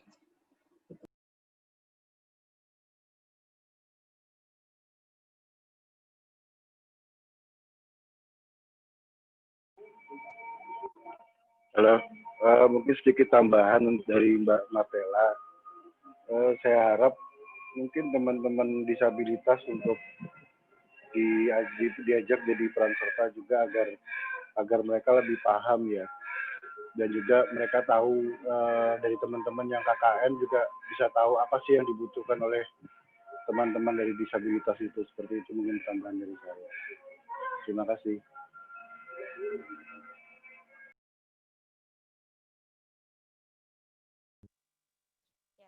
Terima kasih Mas Ami. Oke, untuk Kak Tela masih ada pertanyaan nih Kak. Dari Titis. Ini mungkin ini pertanyaan terakhir ya teman-teman. Assalamualaikum, pagi Kak, saya Titis dari HRPT Mitrakom Eka Sarana Semarang. Saat ini perusahaan kami sedang membutuhkan teman-teman yang disabilitas bawah untuk join perusahaan kami yang bekerja sama dengan kira-kira bisa nggak ya minta data teman-teman kita hubungi untuk rekrutmen dan proses semuanya online, atau kita harus kirim surat pengantar, atau bagaimana untuk rules-nya? Terima kasih. Dan juga Nurul Arifah. Kenalkan, saya Nurul Arifah dari UIN Walisono. Begini Kak, penyandang disabilitas kan termasuk salah satu korban yang rentan menjadi korban kekerasan ataupun pelecehan seksual. Apakah Konekin Indonesia ranahnya mencakup pendampingan korban tersebut juga Kak Tela? Terima kasih. Ya, silakan Kak Tela. Ya, oke.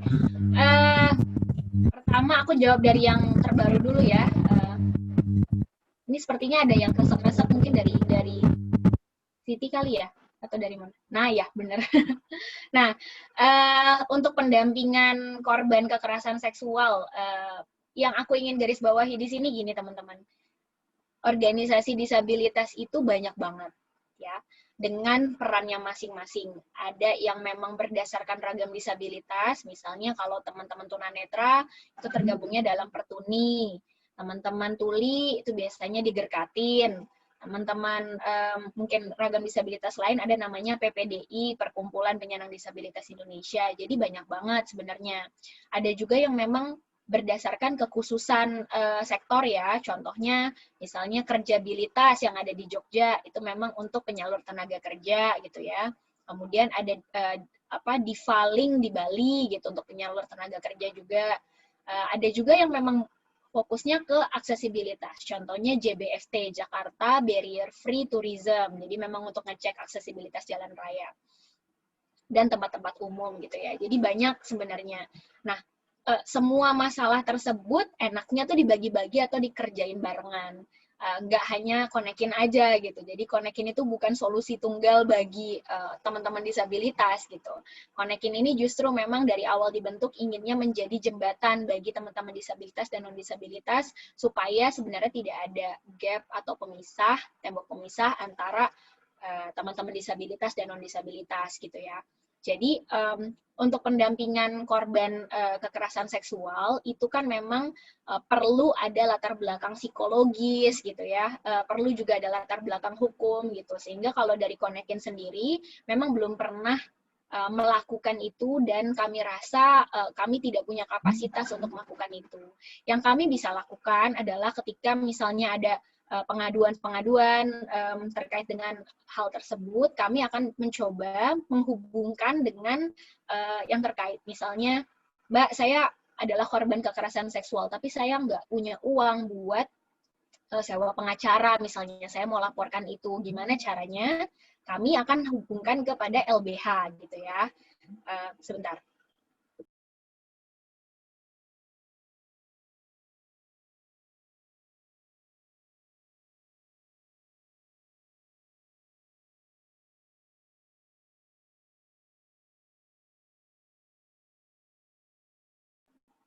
Teman-teman sebentar, aku izin 3 menit ya, ada yang urgent.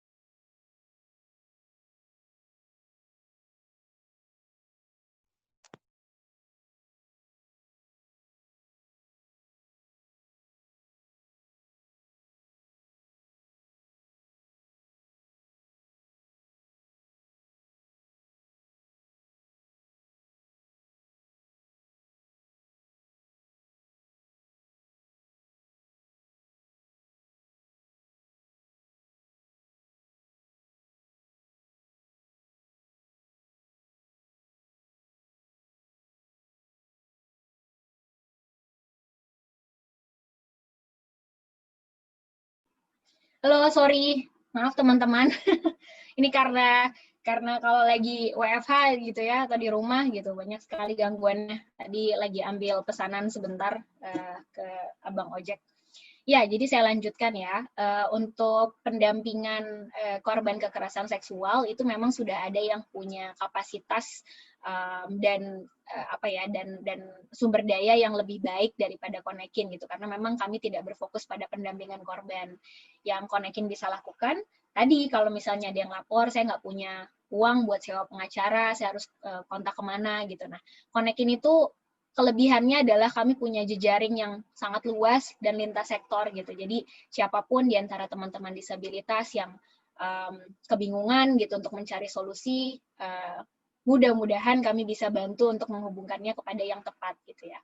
Gitu. Jadi untuk itu nanti bisa kami coba bantu hubungkan ke rekanan kami yang benar-benar memang punya kapasitas untuk melakukan itu.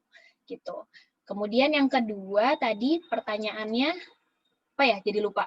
Apa pertanyaan yang pertama tadi?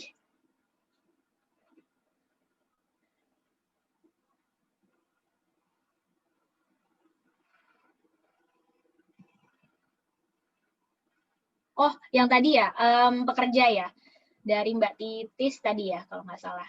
Oke, untuk pencarian calon pekerja disabilitas, itu biasanya mengirimkan email resmi ke konekindonesia@gmail.com dengan mencantumkan sebenarnya profil dari perusahaannya. Kemudian yang kedua adalah kebutuhan daripada perusahaannya untuk merekrut. Contohnya berapa orang yang ingin direkrut, ragam disabilitasnya apa, terus job desk-nya bagaimana gitu. Kemudian sistemnya apa, itu harus dibuka. Sistemnya dalam artian apakah dia akan direkrut sebagai outsourcing atau langsung pegawai tetap gitu ya. Dan kemudian biasanya kalau kepada perusahaan-perusahaan yang minta kami bantu untuk mencarikan talent disabilitas, kami akan mengharuskan perusahaan tersebut dari sisi manajerial dan juga sisi pegawai untuk mengikuti minimal satu kali webinar terkait dengan menjadi perusahaan yang inklusif gitu. Karena kami nggak pengen, kami hanya kasih data teman-teman disabilitas, apalagi data itu privacy ya gitu. Jadi kami harus memahami bahwa perusahaannya sudah siap dulu menerima teman-teman disabilitas. Jangan sampai HR-nya sendiri bahkan nggak tahu gitu disabilitas itu ada berbagai ragam dan juga bagaimana sebenarnya etika yang baik memperlakukan teman-teman disabilitas di tempat kerja gitu ya. Jadi kami nanti akan mencoba melihat dulu dari sisi company profile perusahaannya, kemudian kebutuhan tenaga kerjanya seperti apa gitu.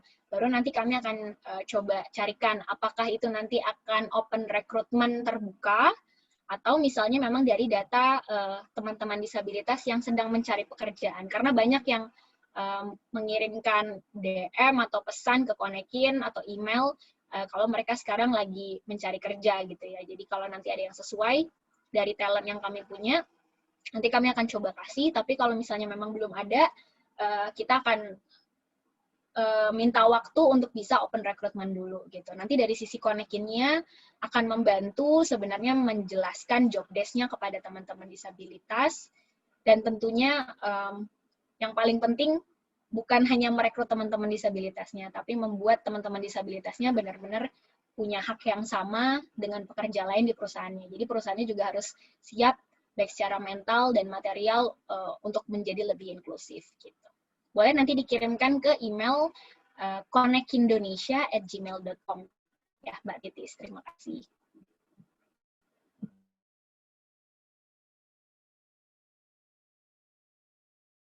Moderatornya masih mute? Ya, terima kasih Kak Tela. Mungkin Mbak Titis sudah terjawab ya pertanyaannya. Ya, tadi pertanyaan terakhir dari webinar kita hari ini. Mungkin saya kalau boleh sedikit menyimpulkan bahwa apa yang bisa kita lakukan sebagai mahasiswa untuk terkait dengan isu disabilitas. Tadi yang pertama sudah disampaikan oleh Mbak Martella dan Pak Sugondo ya.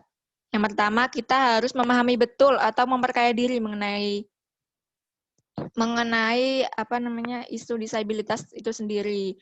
Kemudian yang kedua, sampaikan informasi mengenai isu disabilitas di lingkungan kita masing-masing, di lingkungan keluarga, desa. Khususnya kita teman-teman KKN bisa menyebarkan informasi itu dulu ke ke desa-desa yang kita untuk KKN ya. Kemudian yang ketiga, kita bisa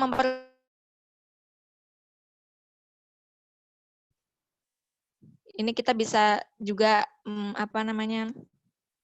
melihat informasi dari mengenai isu disabilitas di Instagram Konekin, bisa di-follow ya teman-teman. Ya.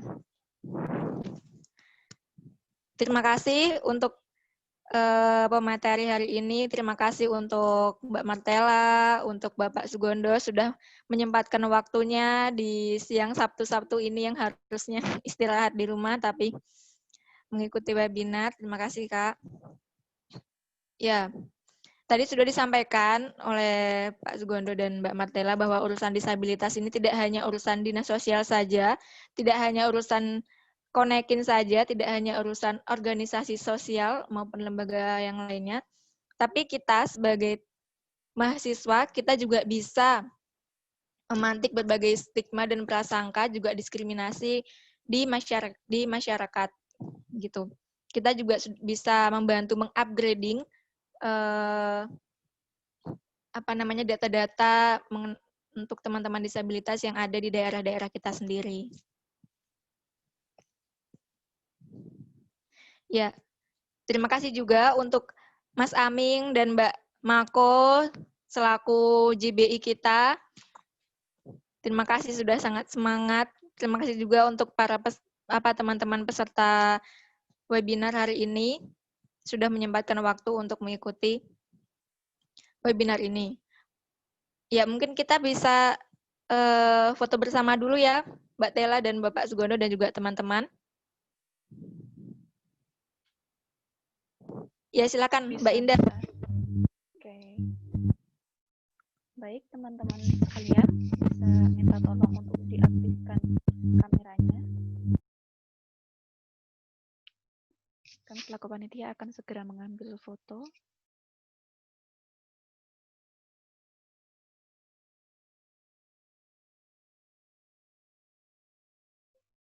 Baik, persiapan.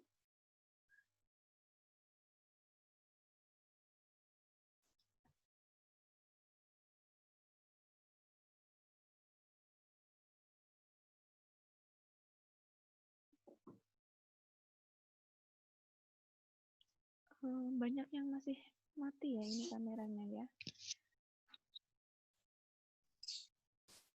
Oke, mungkin ini aja cukup. Oke, saya mulai dari slide pertama. 1, 2, 3. Baik.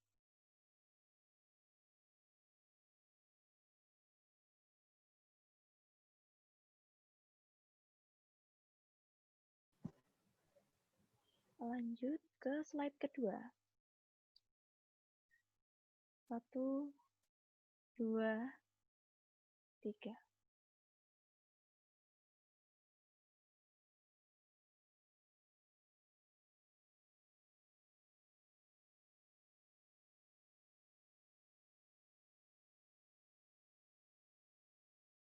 Baik, kita pindah ke slide selanjutnya. 1, 2, 3.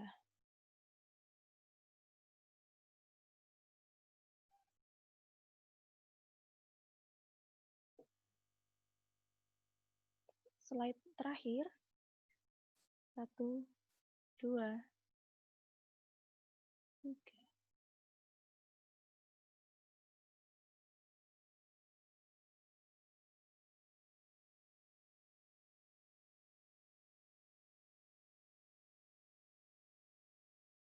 Baik, sudah.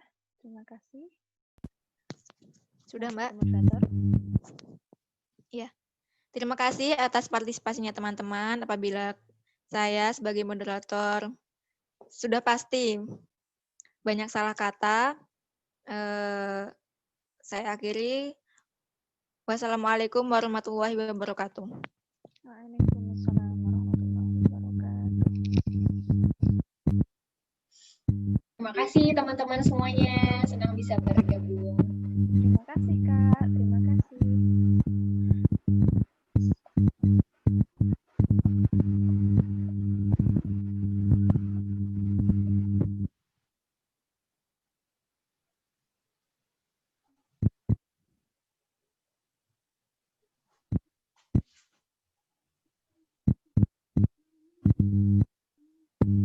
Untuk link sertifikat dan absen bisa nanti akan di-share sama panitia ya, teman-teman. Grup WA.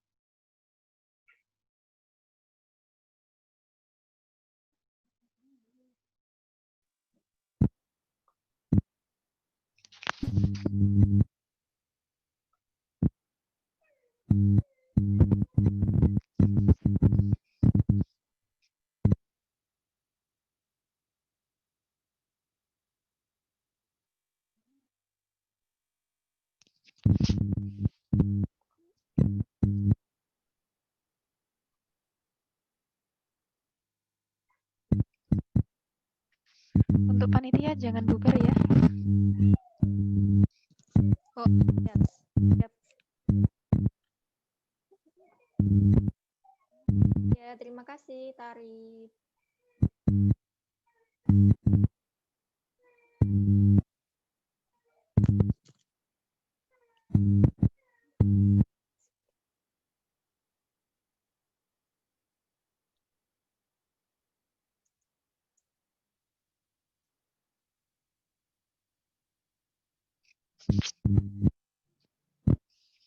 Keluar ya?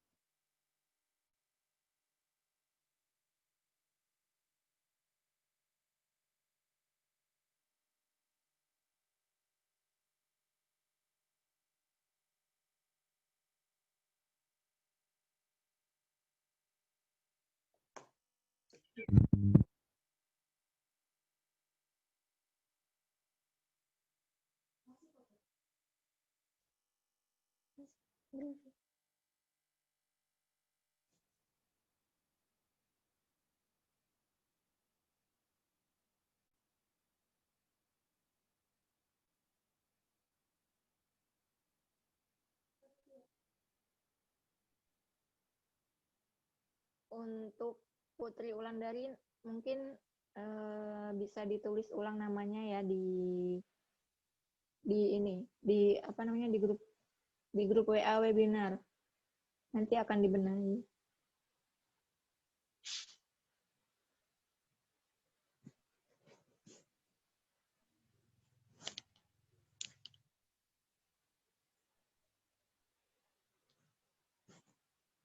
Tutup pulpen ko na din.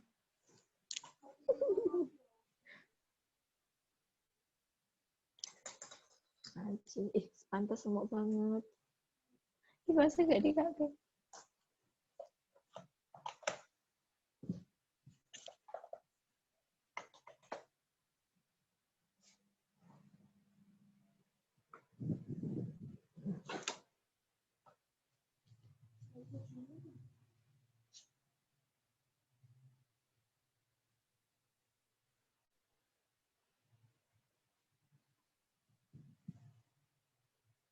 Du.